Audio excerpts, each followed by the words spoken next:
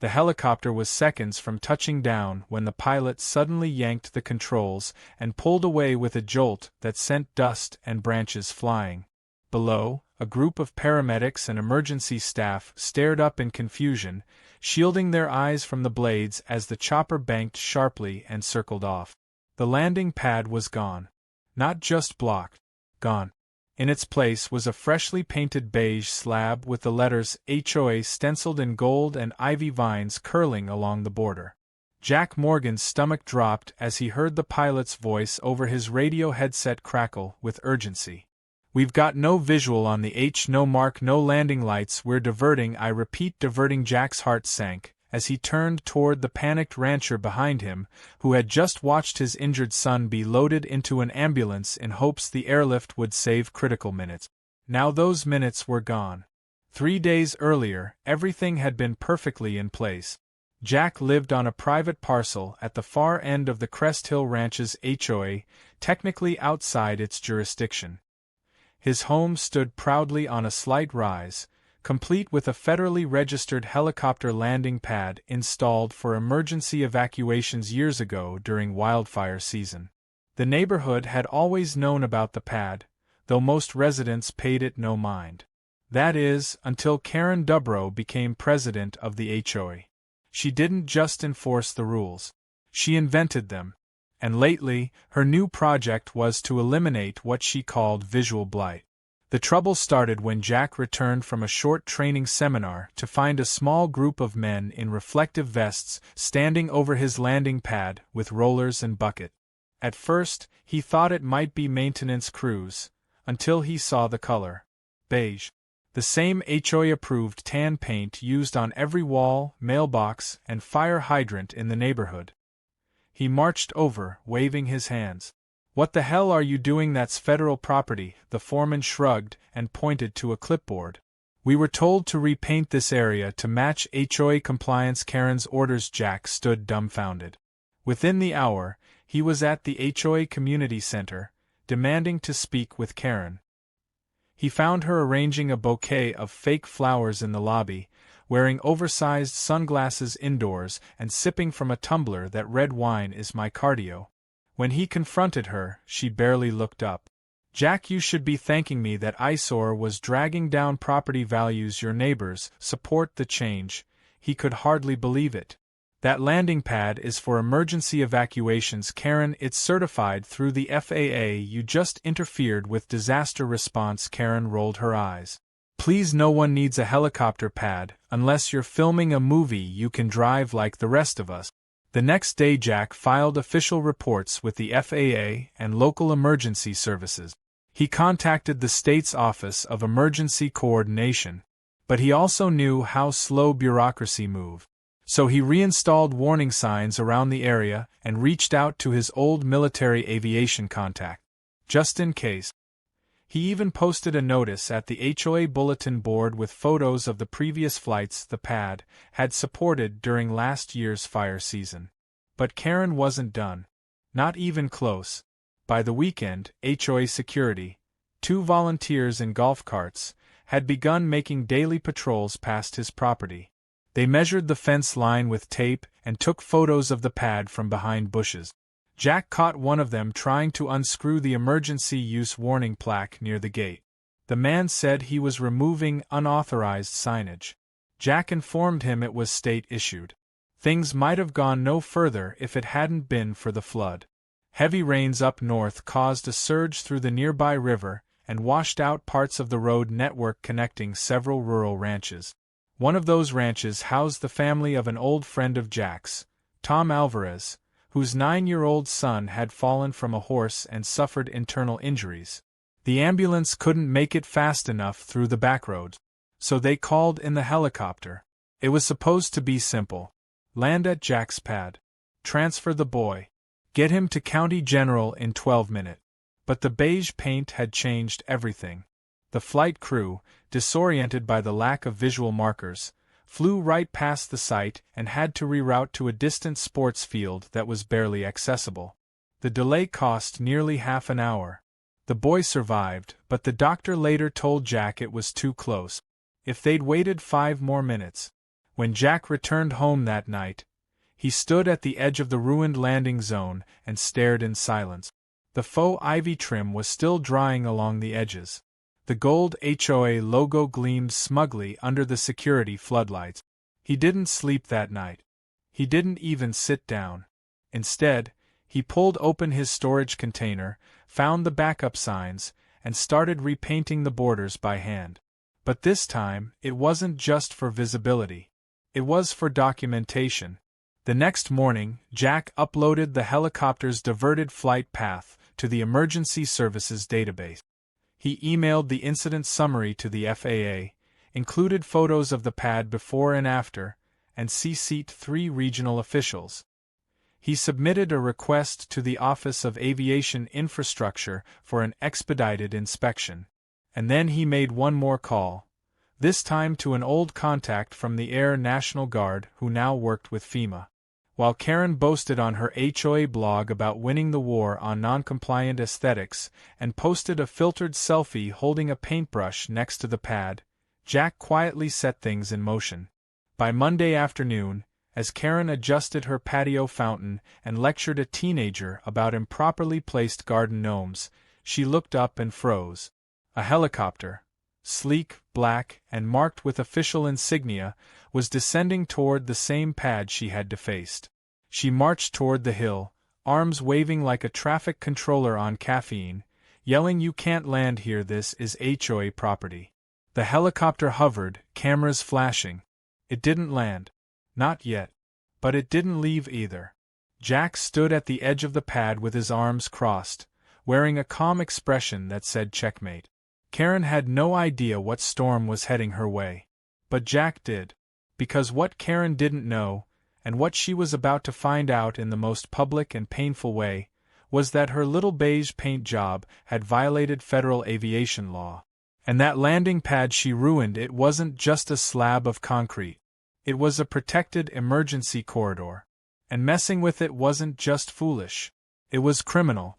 Jack didn't wait for the dust from the federal chopper to settle. The moment it peeled off after the survey flyby, he was already inside his office sorting through a stack of paperwork and emails that, by now, had taken over an entire corner of the room.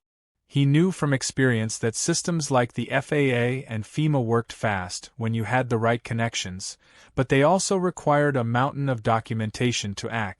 Thankfully, Karen had handed him everything on a silver platter, from the unauthorized repainting to the recorded obstruction of emergency access.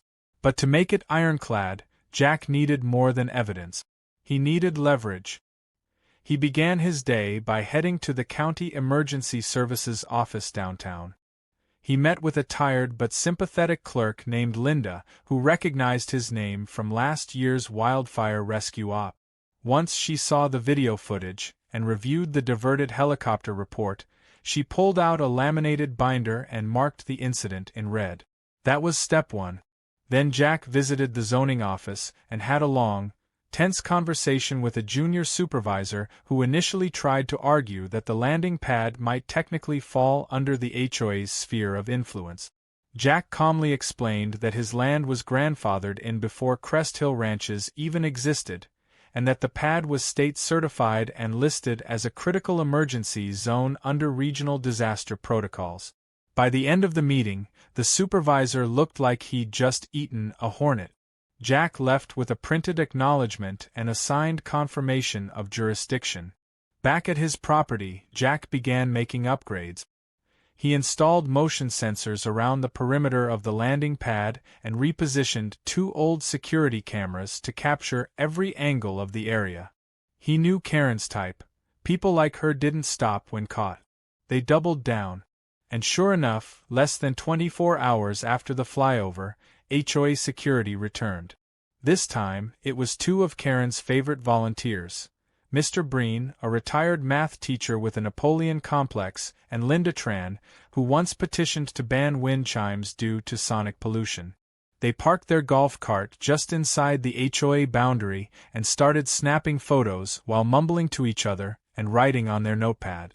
Jack didn't confront them. Instead, he let the cameras do the talking. He had already printed 2 copies of the incident summary and taped them to the wooden posts near the fence. Each copy detailed the legal registration number of the helipad, its federal emergency code, and the incident number tied to the FAA investigation. That alone should have been enough to scare them off. But not these 2. Mr. Breen stood with his hands on his hips, squinting at the notice as if it were written in code. Then he shook his head and muttered something to Tran, who took out a walkie-talkie and started calling Karen directly. Meanwhile, Karen was conducting a neighborhood beautification walk, a thinly veiled excuse to snoop on residents and leave HOA warnings on their doors about mismatched curtains or improperly angled trash cans. When she received the call, she immediately abandoned the tour and power-walked toward Jack's property. She arrived flanked by the 2 patrol members, her hands clenched around a folder labeled Pad Dispute. Karen demanded a meeting. Jack invited her to speak at the gate with his cameras rolling. She launched into her usual tirade, filled with phrases like community standards, visual cohesion, and non-compliant improvements. Jack let her rant until she finally paused to breathe. That's when he showed her the federal documentation. Her face twitched slightly when she saw the FEMA and FAA logos, but she quickly brushed it off as government overreach. He then played a clip on his phone, the helicopter's onboard audio during the aborted landing. The voices were clipped and professional, but the urgency was unmistakable. Karen's mouth opened, then shut. For a brief moment, her expression cracked. But true to her nature, she pivoted. "You're escalating this too far, Jack. We're neighbors. This isn't the way neighbors solve things." Jack didn't respond. He simply held up a copy of the FAA's official warning letter. Karen narrowed her eyes. "So that's how it's going to be." She turned and walked off without another word. What Jack didn't know was that Karen had already begun spinning a narrative within the HOA. She claimed Jack was using the helipad as a personal flex to intimidate the board. She called it unnecessary, a noise pollutant, and a military cosplay stunt. She sent out a newsletter filled with blurry pictures of the landing zone and labeled it a safety concern. Some of the more gullible residents started asking questions. But Jack had something she didn't: receipt, facts, federal backing, and a growing list of supporters who were tired of Karen's nonsense. Among those supporters was Dana Price, a retired EMT who'd used Jack's pad during the wildfires last year to airlift out an elderly couple trapped by flames. Dana made a few calls to her old network, and soon the local EMS commander got wind of the interference. Within 48 hours, an official complaint was filed with the county board, and the HOA was notified they were under review for obstructing emergency services. Karen tried to dismiss it as fake news. Then came the unannounced inspection. It happened on a Friday morning. A black SUV pulled into the HOA parking lot. 2 agents from the FAA stepped out, clipboards in hand, badges displayed. They asked to speak with Karen. She assumed they were delivery men at first and told them to leave the packages at the door. When they didn't move, she approached, still wearing yoga pants and carrying a cup of tea labeled "Boss Babe." The moment she realized who they were, she visibly blanched. They spent over 2 hours going through reports, reviewing satellite images, and questioning HOA staff. Karen called an emergency board meeting and tried to lock the doors behind her, but word had already spread. Residents stood outside listening in as arguments erupted inside the community center. Karen insisted she had been beautifying an abandoned structure. The agents showed her the registered landing pad documents again. Her only response was that the documents were outdated and Jack had no right to militarize the neighborhood. That evening, Jack received a formal notice from the FAA confirming that a full investigation was underway. Any attempt by HOA members to interfere further with the helipad would be considered obstruction of federally authorized emergency infrastructure. He posted the letter on his community bulletin board for everyone to see. Karen doubled down. She called an HOA vote to censure Jack for intimidation and disruption of harmony. The motion failed. Several board members abstained. One quietly resigned. The last straw came when a local news crew showed up to do a piece on emergency response times in rural areas. Jack had agreed to a short interview, mostly to spread awareness about infrastructure neglect. But when they asked him about the incident, he calmly explained what had happened. Then they showed drone footage of the pad, before and after. The beige paint, the gold HOA seal, the diversion path of the helicopter. The story aired at 6 p.m. on every local station. That night, Karen's name trended locally. Not in a good way. Residents began printing out memes of her face next to the words "landing denied" and "HOA hysteria." One post read, "This is what happens when you elect a paint swatch as president." Jack watched it all unfold quietly. He wasn't after humiliation. He was after accountability. And now that the eyes of federal investigators and local media were firmly focused on Karen's little empire, it was only a matter of time before her beige paint job unraveled her entire world. The days that followed felt like a slow-motion takedown, the kind you only see when a person digs their heels in so deep that they can't see the hole they're falling into. Jack barely had to lift a finger as Karen's empire began to unravel under the weight of her own arrogance. It started with the emails. The FAA agents had requested full documentation from the HOA leadership regarding their knowledge of the landing pad, prior complaints, and justification for altering the site. Karen, in typical fashion, had insisted on writing the response herself. She sent a verbose, self-congratulatory statement that described her actions as a bold attempt to restore order and consistency to a chaotic and unsightly corner of the community. What she failed to realize was that this email would be part of the official federal record. Jack's attorney read the email and let out a low whistle before forwarding it to him. It was like watching someone confess to a crime and then thank the judge for giving them the opportunity. Karen had essentially admitted to ordering unauthorized alterations to a federally registered landing site, dismissed warnings about its emergency use, and acknowledged that she had no legal authority over the parcel in question. Jack didn't even bother responding. He let the paper trail do the talking. At the same time, the FAA's regional director sent an official letter to the Crest Hill Ranch's HOA, stating that the obstruction of an emergency evacuation zone was under investigation for potential violations of both civil aviation law and public safety regulations. The letter, which Jack received a copy of, mentioned possible fines, revocation of community development permits, and individual liability for leadership members who acted beyond their jurisdiction. Jack pinned a printout to his front gate. He knew Karen would come by eventually. She did. That Saturday afternoon, she showed up in a tennis outfit and sunglasses the size of her ego, with two of her loyalists trailing behind her like backup dancers. She marched right up to the gate and demanded that Jack take down the notice, claiming it was inflammatory and designed to incite fear in the community. Jack, standing calmly on his porch with a glass of water in hand, didn't flinch. He reminded her that it was a public record, not a flyer. If she didn't like the contents, she could take it up with the FAA. Karen's facade cracked, just for a second. Her voice tightened. She began speaking in rapid bursts about neighborhood unity, about how the news coverage had twisted the facts, and how she was being painted, unfairly, as a villain. Jack stayed silent. He didn't have to say a word. The cameras he'd installed caught every second of her rant, including the part where she referred to the helicopter crew as low-rent Uber pilots pretending to be heroes. That clip alone would soon become the most damning evidence of all. Meanwhile, community sentiment was turning fast. Jack had never been the most social neighbor, but people respected him.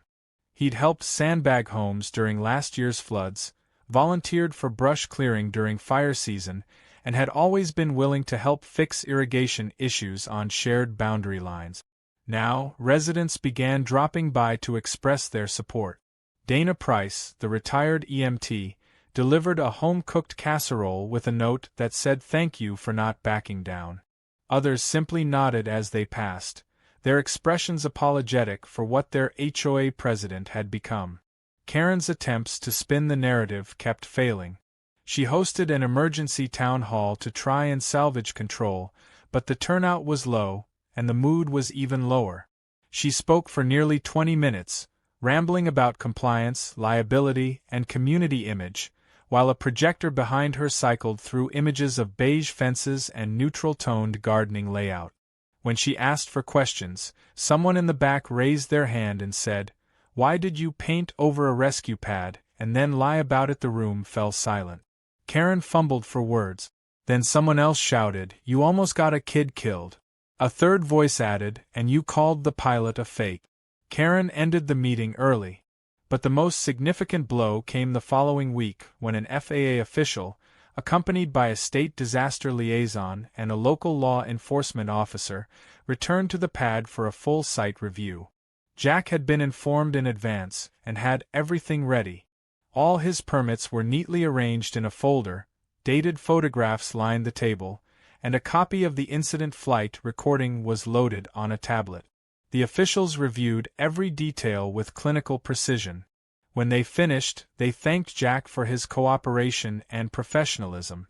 Then they walked down the hill, straight into the HOA office. Karen wasn't expecting them.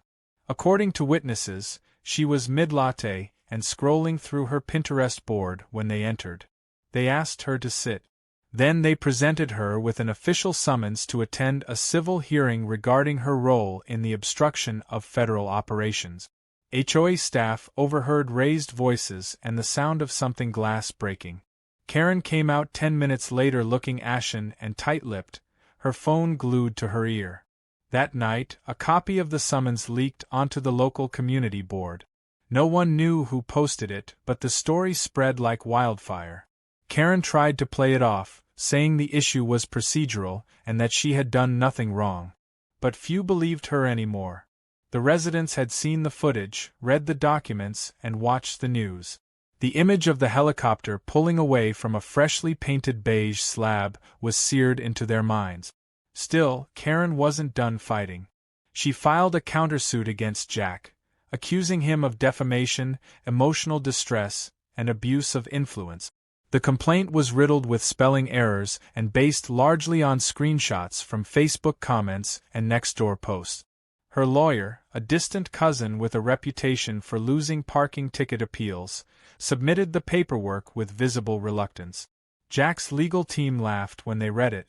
They responded with a motion to dismiss and a formal counterclaim for damages, citing Karen's interference with a designated emergency response zone, trespassing, and slander.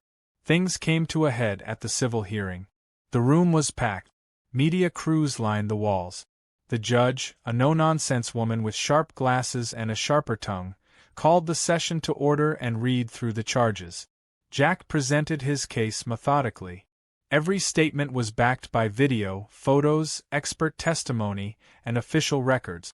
Karen, by contrast, arrived with a stack of printed-out emails and a slideshow presentation that included her HOA award for landscaping and several grainy images of non-compliant neighboring properties. When asked directly why she had ordered the repainting of the helipad, Karen responded, "I thought it would look prettier." That quote would later appear on local news as the definitive moment her credibility evaporated. The judge issued a temporary injunction barring the HOA from accessing or altering the pad in any capacity. She also instructed Karen to attend a federal mediation session, warning that further action could result in personal liability for any penalties assessed to the HOA. Karen's meltdown was no longer just a local matter. By the time the civil hearing concluded and the judge issued her ruling, regional newspapers had picked up the story, and a few national blogs were quoting headlines like, "Helipad Karen Faces Federal Wrath." The footage of her rant at the community board, along with the audio of her dismissive tone about the helicopter team, had already gone viral. Memes flooded social media platforms. One showed a helicopter hovering with a caption that read, "Can't land on Karen's aesthetic standards." Another showed Karen in a painter's uniform holding a brush dripping with beige paint, captioned, "Behold the hero who nearly ruined emergency response time." What had started as a neighborhood nuisance had turned into a cautionary tale across the country. Jack didn't bask in the attention. He didn't post anything or make victory laps around the neighborhood. Instead, he quietly continued maintaining the helipad, ensuring every line was reflective, every light calibrated, and every permit laminated and posted in clear view. For him, it had never been about pride, it was about safety. But even he couldn't deny the subtle sense of satisfaction that came from watching Karen's carefully constructed facade collapse like a rotting deck under pressure. The FAA agents returned with a detailed report of their findings. According to their assessment, the repainting of the pad had caused an avoidable delay in a time-critical medical evacuation, violated emergency airspace protocol, and constituted an act of obstruction. They recommended a full list of corrective actions for the HOA, including mandatory re-education on federal compliance and emergency infrastructure. Karen was specifically named in the report as the directive force behind the obstruction, and it was made clear that while she wasn't being criminally charged, for now, any future violations would result in legal action and potential imprisonment. The fallout within the HOA was swift. Board members who had previously stood by Karen now scrambled to distance themselves. Two resigned publicly, releasing statements that claimed they had been misled and pressured into silence. Others began pushing for emergency elections. Karen, predictably, refused to step down. She declared the entire ordeal a witch hunt orchestrated by Jack and a media conspiracy designed to destroy her community leadership.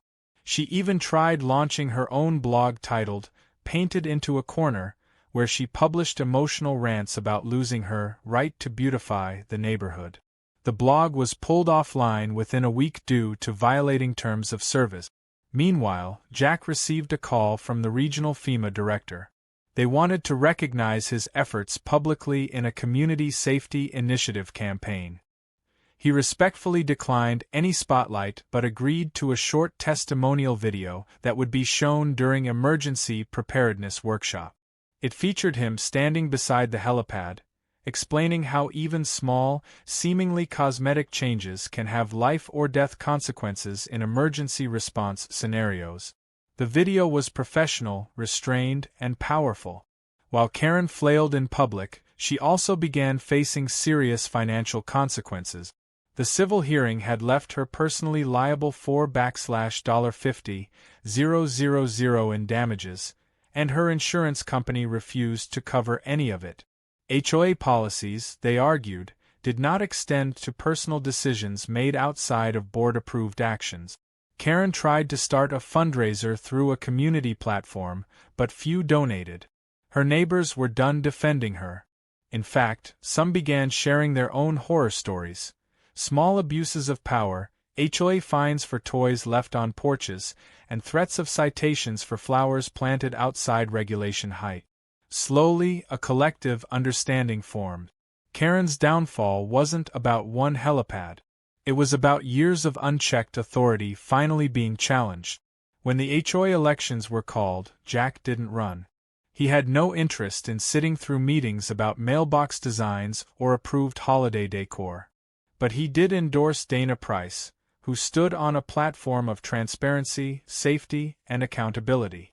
She won by a landslide. Karen's name was on the ballot too, but it sat near the bottom, scratched through on many ballots with comments like, "Never again," written in the margins. At Dana's first board meeting as president, one of her first orders of business was to issue a formal apology to Jack and to the emergency services involved in the flight delay. She invited Jack to attend, but he chose to stay outside the building. Instead, Dana handed him the letter personally at his gate. She apologized not just for what happened, but for the years of passive complicity that allowed someone like Karen to gain that much unchecked control. Jack accepted it, and the two shook hands in quiet understanding. Karen, on the other hand, didn't go quietly. A week after the new board took over, she parked her car in front of the community center during a fire safety seminar and held a cardboard sign that read, "HOA tyranny is real." A few people passed her without a word. One neighbor snapped a photo and posted it with the caption, "Still painting herself into a corner." The picture racked up thousands of likes. Eventually, the board passed a resolution that restricted HOA authority over any emergency infrastructure within a half-mile radius of the helipad. They even agreed to install a small educational plaque near the edge of the property line explaining the site's importance and history, a move that earned them praise from both local fire departments and medical responders. With peace finally returning to the neighborhood, Jack focused on enhancing the pad further. He added a remote-controlled lighting system for night landings and installed a solar battery backup that could keep the area illuminated even during outages.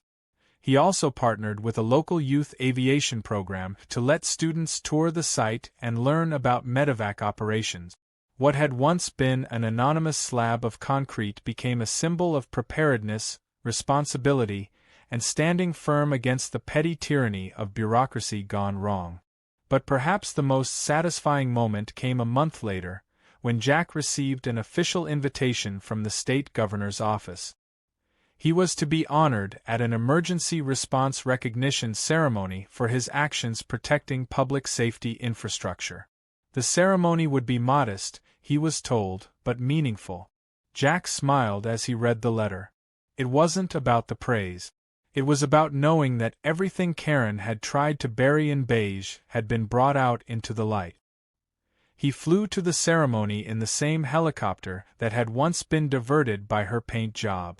This time, the pilot made a flawless landing on the bright white H freshly painted to spec, gleaming against the soft gray of the cement pad. As Jack stepped out, he looked back once over the landscape below, his house, the fields, and somewhere in the distance, the HOA complex. He could almost imagine Karen peeking out from behind her curtains, watching the very aircraft she once dismissed now carrying him toward recognition she could never achieve. It was poetic in the quietest, most powerful way. Not because she was humiliated, but because the truth had stood, unmoved, like the pad beneath his feet. And in the end, all the gold lettering and beige coats in the world couldn't hide what happens when ego collides with accountability.